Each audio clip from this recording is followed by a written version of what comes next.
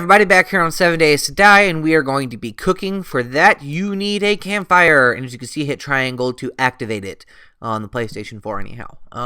Anyhow, on the campfire, you will need fuel in order to cook anything. For fuel, you can use either wood, you can just hit X on it, drag it over, and hit X into place. You can use gasoline, or you can use lumps of coal, and it's just clicking X on it and dragging it over into place. All three of them work. I suggest using wood. It's in more abundance, and gasoline and coal can be used for other things. So anyhow, in order to cook anything, though, you will need to have a cooking pot.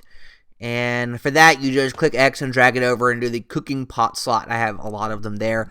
It's unnecessary. You only need one. Beakers as well, though. Beaker I have, and beakers are good for making antibiotics. You just need the moldy bread and the nitrate powder. I don't have that with me right now.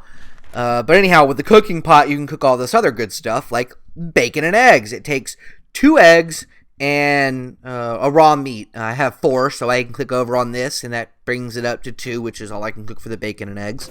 I just hit cook, and it drops down into the cooking queue to go out to the output section later. You can also purify water. You just have to have the bottled murky water, and I do have some of that down here.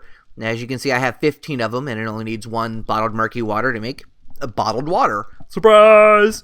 So we just hit over on this, and it immediately brings it all the way up to 15 and gives us our time limit. So we could just hit cook, and it'll purify all 15 at one time. Cornbread is another good thing to make. You need cornmeal for it. You can get cornmeal from actually collecting corn when you find corn out there, and you can beat it into making cornmeal. But first, before I do that, I want to make the goldenrod tea because I want to have enough liquids to drink, and goldenrod tea is good to drink if you're going to drink anything, because not only does it give you 0.2 to your wellness, but it also has a 20 hydration and plus 40 to your stamina. So I want to make a bunch of those first, so I have plenty for the next day. I have way more than enough, but it's good to make that. You just got to collect the goldenrod flour, and then you can do that. But charred meat, you can do grilled meat, which I believe is better, but I will do charred meat because I don't have that grill that goes over there.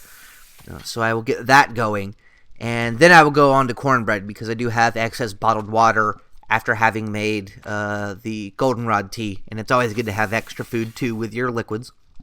But tallows, these are very important. When you kill animals and you get that animal fat, you can bring it here to your campfire, and you can make a tallow with it. And with that, you can make torches, like I have down here. You see I have a bunch of them.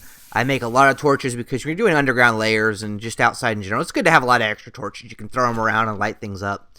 But to take things from there, you can click X, drag it over to your inventory, or just hover over it and hit the R3 button, which is that little joystick to the right, and you just click it in and it just pops over into your inventory. Or you can just hit X on it, drag it over, and hit X into its area. Well, that's pretty much it for the cooking, I believe. Don't forget to hit the like button if you appreciated the video. Subscribe if you want more. Let me know if you have any questions in the comments below. And prepare your foods in your best bunker for showing the zombie hordes the powers of your doesn't never flee.